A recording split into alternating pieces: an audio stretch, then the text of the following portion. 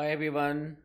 हम लोग अब प्रोजेक्टाइल मोशन में कुछ स्पेशल केसेस डिस्कस कर लेते हैं जिससे आपकी थोड़ी सी अंडरस्टैंडिंग और कहते हैं ना कंट्रोल और भी बेटर हो जाएगा। ठीक है। तो कुछ तरीके कि भी किस तरह से हम प्रॉब्लम्स को अप्रोच करेंगे।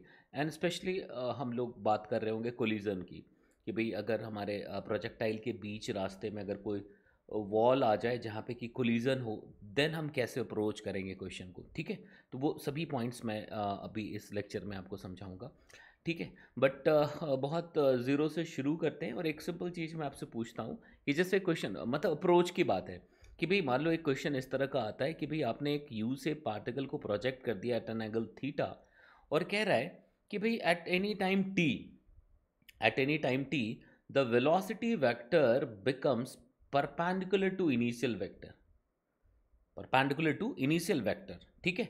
तो एट दैट मोमेंट जो टाइम होगा, मतलब आपसे पूछेगा find that time, that specific time, ये पूछ लेगा कि भाई ये कब हुआ।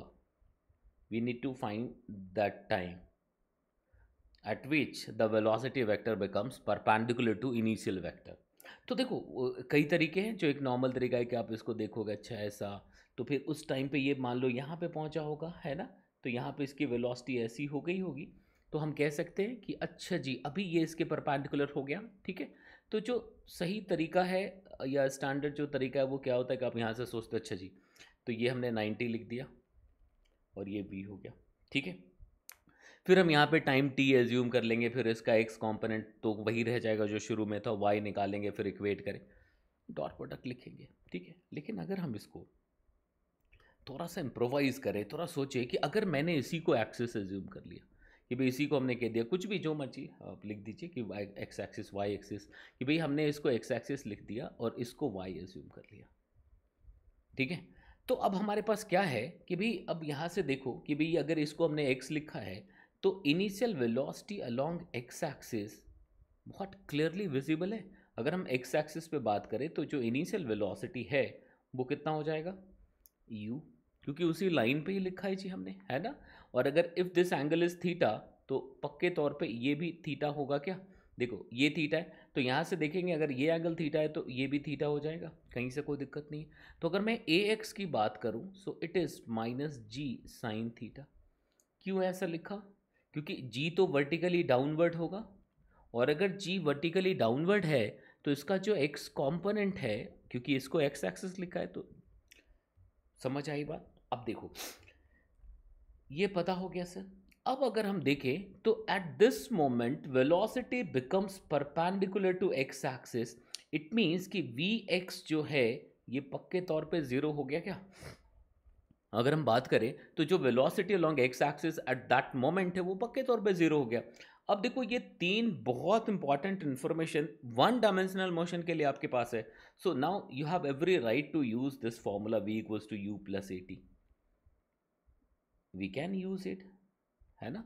Y, because we have velocity, initial velocity, final velocity as well as that acceleration.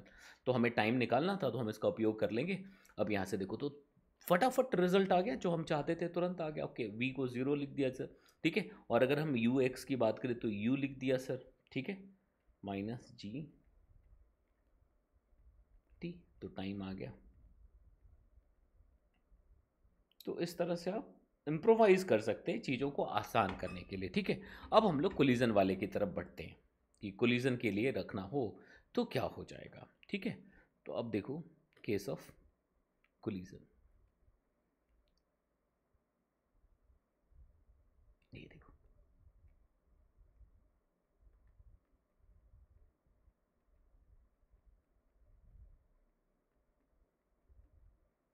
हम केस ऑफ कोलिजन की बात करते हैं। ठीक है जी।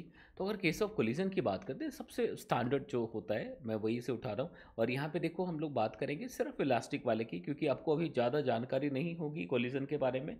बट अप्रोच सीख जाएंगे तो जैसे आप कोलिजन में डिफरेंट टाइप्स के कोलिजन्स के रिजल्ट समझने लग जाएंगे तो आप वहाँ पे भी यूज़ कर पाएंगे, तो कोई मुश्किल नहीं है। ठीक है।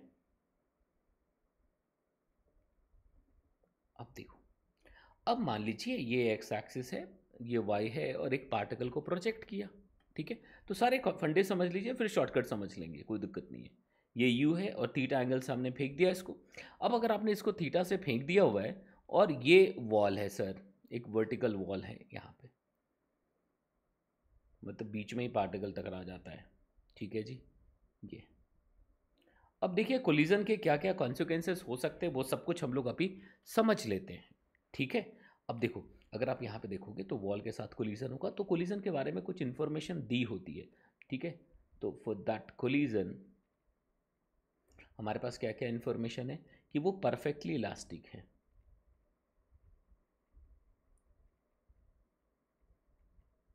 ठीक है। और ये सरफेस जो है ये स्मूथ है, इसका ख्याल रखिएगा, कोई फ्रिक्शनल फोर्स नहीं है, उसके आने से फिर टेंजेंशियल एक फोर्स आ जाएगा, ठीक है। तो परफेक्टली इलास्टिक होने का क्या मतलब होता है अभी शॉर्ट में समझते हैं, ठीक है, क्योंकि ये तो पूरा चैप्टर ही आप वहाँ पे समझोगे, ठीक है। तो अब अगर आप देखोगे तो परफेक्टली इलास्टिक का मतलब ये होता है अगर ये स्मूथ सरफेस है तो जितनी स्पीड से टक्कर देगा, अगर मान लो ये v से टक्कर दे रहा है तो ये वापस भी v से हो जाएगा, ये ख्याल रखना है। अब एक चीज़ और जानकारी आप रख लीजिए कि फोर्स ऑफ इम्पैक्ट, कोलिजन जब भी होता है तो डेफिनेटली एक फोर्स ऑफ इम्पैक्ट आता है जिसकी वजह से सडन चेंज इन मोमेंटम मिलता है सर। तो अगर ये वॉल है, सरफेस है, जहाँ पे भी कोलिजन होना है, ठीक है, तो जैसे कोलिजन हुआ तो आप हमेशा याद रखिएगा जो फोर्स ऑफ इम्पैक्ट होगा वो अलोंग द कॉमन नॉर्मल आता है। फोर्स ऑफ इम्पैक्ट ये किधर आया, अलोंग द कॉमन नॉर्मल, ये किधर आएगा, along the common normal, along the common normal, ठीक है। यहां तक बातें समझ आ रही तो मुझे लगता नहीं कि कोई भी दिक्कत होनी चाहिए। तो along the common normal force of impact आएगा तो जो भी चेंज इन मोमेंटम है वो वाई एक्सिस पे मिलेगा। इसका मतलब ये हो गया कि बिफोर कोलिजन अगर एक्स एक्सिस पे वेलोसिटी v1 थी तो उतनी ही रह जाएगी, कोई चेंज नहीं आएगा, कोई चेंज नहीं आएगा। मतलब क्या रहा कि अगर हमारे पास परफेक्टली इलास्टिक कोलिजन है तो परपेंडिकुलर टू वॉल जो वेलोसिटी थी वो बिल्कुल रिवर्स हो जाएगा, याद रहेगा, और वॉल के पैरेलल कोई चेंज नहीं आएगा। तो हमें इतनी सी इंफॉर्मेशन समझ में रखनी है तो हम लोग इस पार्ट को कवर कर पाएंगे जो प्रोजेक्टाइल मोशन में हमें करना है, ठीक है जी। अब सोचो यहाँ पे ये होता और ये टक्कर हुई यहाँ पे, अगर वॉल नहीं होता, अगर वॉल नहीं होता तो ये यहां तक आता, मेरी बात समझ रहे, अगर वॉल नहीं होता तो ये दूर तक लग जाता। वॉल होने की वजह से, इस पे कई सारे क्वेश्चंस भी मैं दे दूंगा, वॉल होने की वजह से ये वापस हो जाएगा सर, बहुत बढ़िया। अब देखो सर इस चीज को समझते हैं कि क्या क्या फर्क आएगा। तो देखो अगर ये कोलिजन हुआ and this is the wall, तो कोलिजन के जस्ट पहले पार्टिकल की एक वेलोसिटी होगी एक्स एक्सिस पे vx, जिसको हम सीधे तौर पे u cos थीटा लिख सकते हैं, कोई दिक्कत ही नहीं है। लेकिन y एक्सिस पे भी एक वेलोसिटी, अगर टॉप मोस्ट पॉइंट पे हुआ है तो y एक्सिस की वेलोसिटी जीरो होगी, बट क्यों हम स्पेशल केस लें, क्यों ना हम जनरल केस के साथ चलें, ठीक है। सो अगर हम ये लिख दे तो कुछ y भी होगा, तो y की वेलोसिटी कितनी होगी हमें नहीं पता, बट हम vy लिख सकते हैं, क्या vy लिख सकते हैं। तो ये जो दिख रहा है बेटा ये बिफोर कोलिजन है,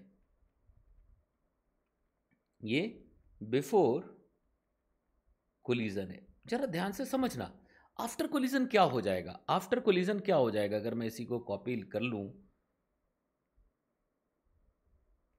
ठीक है, और इसको यहां पे पेस्ट करने की कोशिश करता हूं, अरे वाह, ठीक है। तो ये बिफोर कोलिजन था और ये मैं आफ्टर कोलिजन बना रहा हूं। जरा आप सोच के बताइए कि क्या क्या चीजें हो सकती है अगर मैं यहीं पे आफ्टर कोलिजन की कहानी लिख दूं।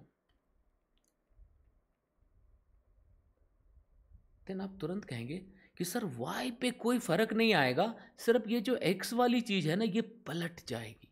अब मेरी बात को ध्यान से समझना, ये जो एक्स था जो उधर था वो इधर आ गया, क्या मेरी बात को गौर से समझिए। तो ये बिफोर कोलिजन ये था, आफ्टर कोलिजन ये है। अब जरा बड़े ध्यान से अगर आप समझोगे सोचोगे तो आप तुरंत कहोगे अरे कुछ तो हुआ है, कुछ तो हुआ है, वो क्या हुआ है सर। तो अब देखो y की वेलोसिटी में कोई फर्क नहीं आया, और अगर हम टाइम पीरियड की बात करें तो वो कहीं ना कहीं से y कंपोनेंट की वेलोसिटी एंड g पे डिपेंड कर रहा था। जो u साइन थीटा था यही टाइम के साथ टॉप मोस्ट पॉइंट पे जाकर के जीरो होना था, फिर वो वापस आना था। तो अगर y की वेलोसिटी में इस कोलिजन की वजह से कोई चेंज नहीं आया है तो टाइम ऑफ फ्लाइट में कोई चेंज नहीं आएगा। तो हमेशा याद रखना कि जब भी हमारे पास ऐसा वर्टिकल वॉल होता है, ठीक है, और वहां पे परफेक्टली इलास्टिक कोलिजन होता है, स्मूथ सरफेस है, तो टाइम ऑफ फ्लाइट जो है t, time of flight remains unchanged। Time of flight remains unchange, इसको कोई नहीं बिगाड़ सकता, बिल्कुल ठीक बात है। जो टाइम ऑफ फ्लाइट है वो पक्के तौर पे अनचेंज रह जाएगा। बहुत बढ़िया, क्यों रह गया ये पता लगा, बहुत सही।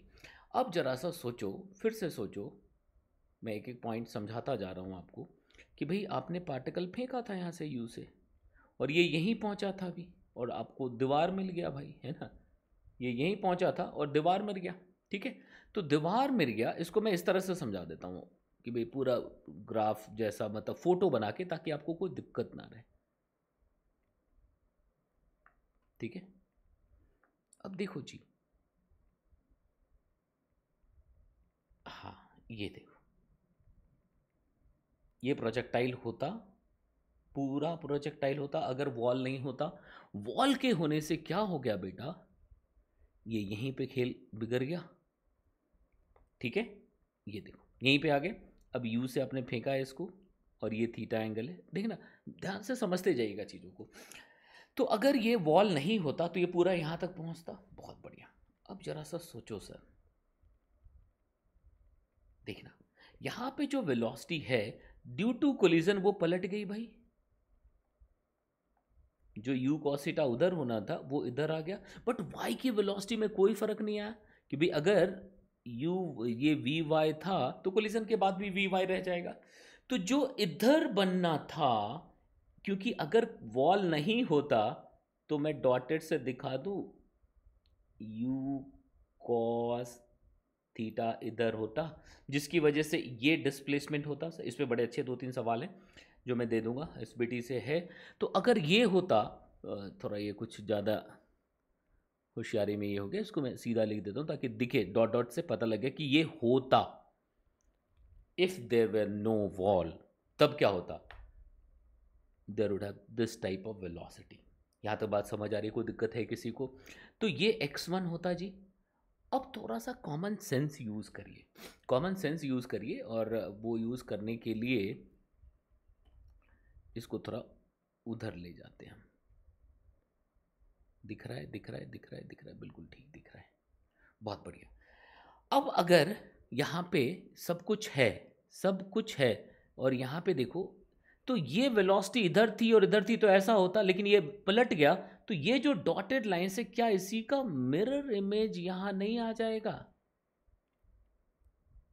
जरा सा सोचिए, मतलब ये दो जो चीजें दिख रही है एक दूसरे की मिरर इमेज हुई क्या? ये थोड़ा कंफ्यूजन ना हो जाए, तुम बात से कंफ्यूज ना हो जाओ। ये इसको हम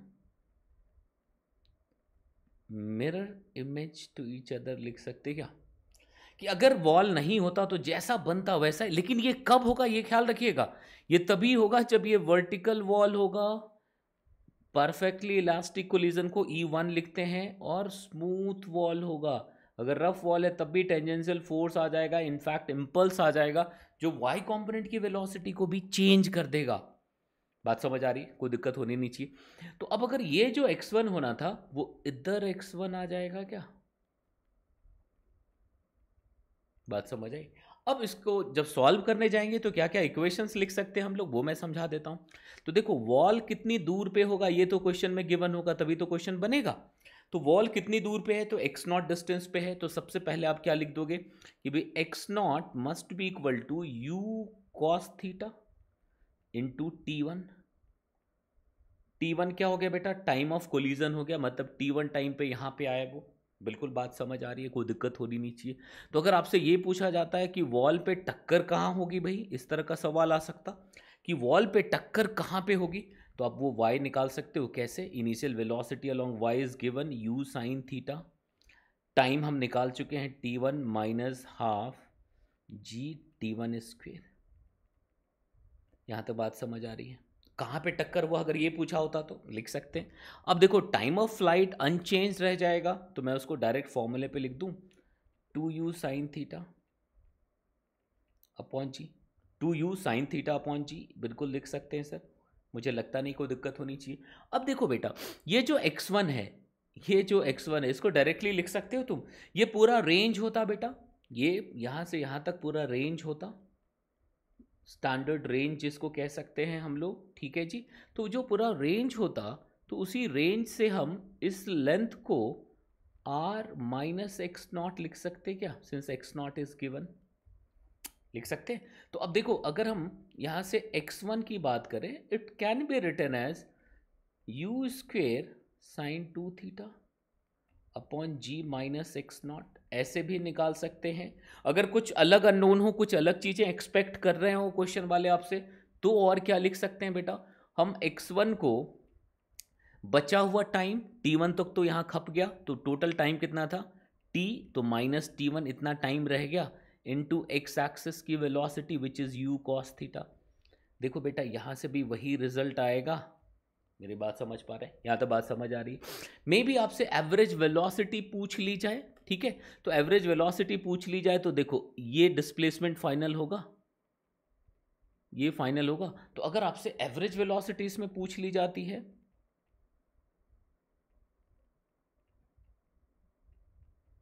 अगर आपसे एवरेज वेलोसिटी पूछ ली जाती है, तो क्या लिखेंगे आप, एवरेज वेलोसिटी को आप लिख सकते हैं total displacement which is x1 minus x not upon total time of flight. कहीं से कोई पंगा नहीं आना है। तो इस तरह के जब सवाल हों तो कैसे लिखना है ये पता चल गया, कहीं से कोई पंगा नहीं है सर, बहुत बढ़िया। तो ये जरूर आप एक बार चेक कर लीजिएगा, तो इस पर कई सारे क्वेश्चंस मैं दे दूंगा, तो यहीं से देखेंगे। जैसे ये, तो मान लो कई बार ऐसा देगा कि आगे क्या हुआ, मैं ये सभी क्वेश्चंस दे दूंगा आपको, ठीक है, तो देखना। हाँ, जब कोलिजन समझ जाएंगे तब इन इलास्टिक के लिए भी कोई पंगा नहीं होगा। अब जैसे यहाँ पे यार एक बॉल को ड्रॉप करा दिया, तो ऑब्वियसली बॉल इसके बाद ऐसा आएगा। तो जब ड्रॉप किया तो इस बात का ख्याल रखना है कि अगर v से नीचे आया है, ठीक है, तो अब इसको ये भी याद रखिएगा कि अगर हमारे पास ऐसा लिखा होता है, ये दिख रहा है,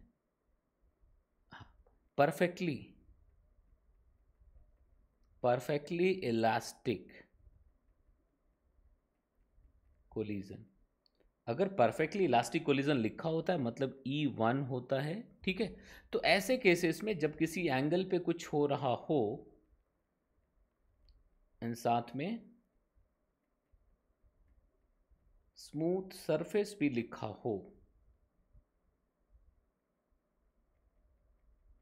ठीक है, तो ऐसे केसेस में क्या करना है, जितनी स्पीड से टक्कर हुई है उतनी स्पीड से ही जाएगा, और जितने एंगल पे हुआ है उतने एंगल पे निकलेगा। वो लॉज ऑफ रिफ्लेक्शन जैसी चीज कर सकते हो, ठीक है, लॉज ऑफ रिफ्लेक्शन जैसी चीज कर सकते हो। तो जैसे यहाँ वी से स्ट्राइक किया है, तो अब देखो यहाँ से दिखा दोगे, ये परपेंडिकुलर खींच दोगे, तो जितने एंगल पे ये स्ट्राइक किया है, तो दिस एंगल और दिस एंगल बराबर होगा। तो देखो ये ऐसा आ गया। अब आपको ये स्पीड पता होगी तो आप इंक्लाइन पे प्रोजेक्टाइल का कॉन्सेप्ट यूज कर लोगे, कहीं से कोई दिक्कत नहीं है सर, बहुत बढ़िया। अब चले हुए प्रोजेक्टाइल में अगर आपसे स्पीड पूछ ले तो क्या करना है, देखो अगर स्पीड पूछ ले, स्पीड ऑफ द प्रोजेक्टाइल,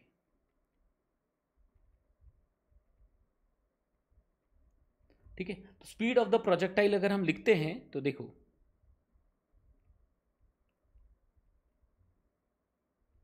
ऐसा, तो आपने किसी वेलोसिटी से अगर इसको प्रोजेक्ट कर दिया हुआ है कि अगर मान लो आपने इसको u से फेंक दिया हुआ है थीटा एंगल पे, ठीक है, तो किसी टाइम पे स्पीड क्या हो जाएगा, तो स्पीड निकालने के लिए क्या है, मैग्नीट्यूड ऑफ वेलोसिटी निकाल सकते हैं। तो x की वेलोसिटी में कोई चेंज नहीं आएगा which is u cos theta, y की वेलोसिटी अगर लिखेंगे तो u sin theta minus G T लिख सकते क्या। अगर क्वेश्चन में लिखा हो कि find the speed at time t, तो देखो इस टाइम t पे स्पीड कितना आ जाएगा, ये देखो वी वाई आ गया, वाई एक्सिस पे initial velocity plus A into T, A is minus G, इसलिए हमने ऐसा लिख दिया। मुझे नहीं लगता कोई भी दिक्कत होनी चाहिए। तो अगर इस पॉइंट पे, इस पर्टिकुलर पॉइंट पे अगर स्पीड पूछी जाए, तो आप इसको u cos थीटा का square plus you sine theta minus G T का स्क्वायर लिख दे तो मुझे नहीं लगता कोई पंगा आएगा सर। और ये स्पीड हो गया। अब अगर मैं इस स्पीड को डी टी से मल्टीप्लाई कर दूं तो इस मोमेंट पे थोड़ा आगे डी टी टाइम के लिए डिस्टेंस ट्रैवल मिल जाएगा क्या? बिल्कुल मिल जाएगा सर। अब आप देखना ध्यान से समझना कि अगर total length of the path निकालनी हो, वैसे हम मैथ से देखो पैराबोलिक पाथ है तो वहां से निकाल सकते थे, बट यहां से अगर आप देखोगे तो length of the parabolic path अगर लिखोगे तो हम इसको सीधे सीधे टोटल लेंथ लिख सकते हैं, इसको इंटीग्रेट करके। समझ आ रही बात सर? इंटीग्रेट कर देंगे और टाइम कहाँ से लेंगे? 0 to t। तो देखो इस पैराबोलिक पाथ का लेंथ निकल जाएगा। तो अगर आपसे एवरेज स्पीड पूछ लिया गया, अगर आपसे एवरेज स्पीड पूछ ली गई हो तब क्या लिखेंगे? एवरेज स्पीड पूछ ली गई हो तब क्या लिखोगे? That length upon time of flight हो जाएगा। तो यहां से अगर कुछ पूछा जाता है तो किस तरह से कर सकते हैं, पता लग गया। अब इसके बाद एक चीज रह जाती है आपके दिमाग में जो आपको कर लेना चाहिए, that is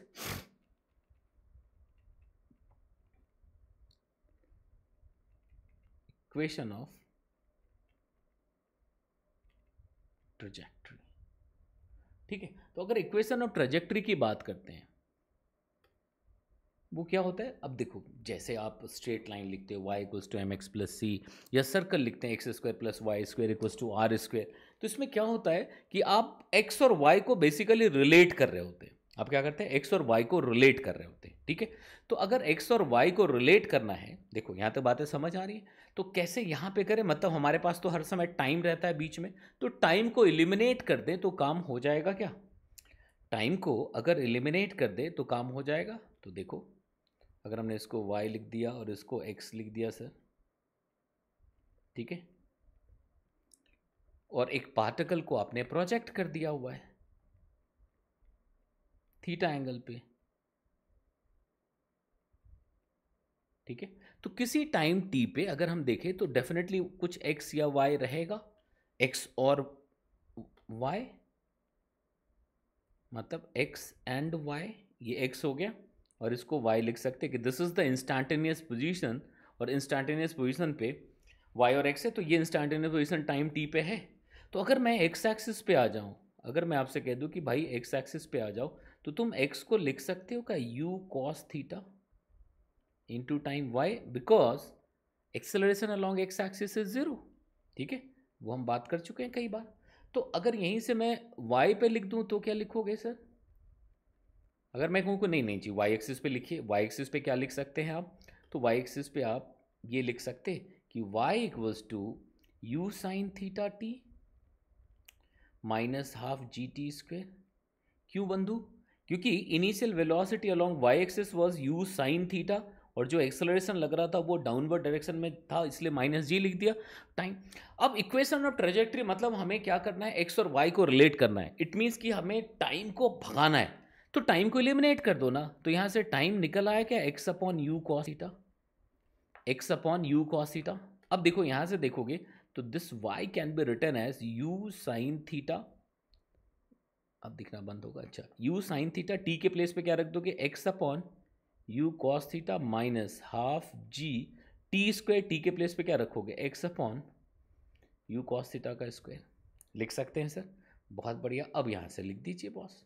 so y can be written as u cancel हो गया, तो देखो क्या आ जाएगा? x tan theta minus half g x square sec square theta upon u square हो जाएगा। तो ये भी बहुत यूजफुल एक रिलेशन होगा, this is called equation of trajectory. इसी को आप पढ़ते हो, इक्वेशन ऑफ ट्रेजेक्ट्री। ठीक है, तो what is equation of trajectory, ये बात समझ आ गई तो मुझे लगता नहीं कि कोई भी दिक्कत होगी। तो देखो प्रोजेक्टाइल में जितना कॉन्सेप्ट आप समझ सकते थे वो मैंने बताया, बाकी क्वेश्चंस के थ्रू कराया। अभी इसमें 4-5 मैं बड़े अच्छे अच्छे सवाल करा दूंगा, फिर पीवाईक्यू में advanced as well as main सभी के क्वेश्चन करवा दूंगा। तो मेरे ख्याल से यहाँ तक बातें समझ आ रही है सबको। तो चलिए फिर मुलाकात होती है। तो क्या था प्रोजेक्टाइल, कैसे लिखते थे, तो मेरे ख्याल से एक हद तक आपको बात समझ आ गई। ठीक है, चलिए फिर मुलाकात होती है आपसे। ठीक है।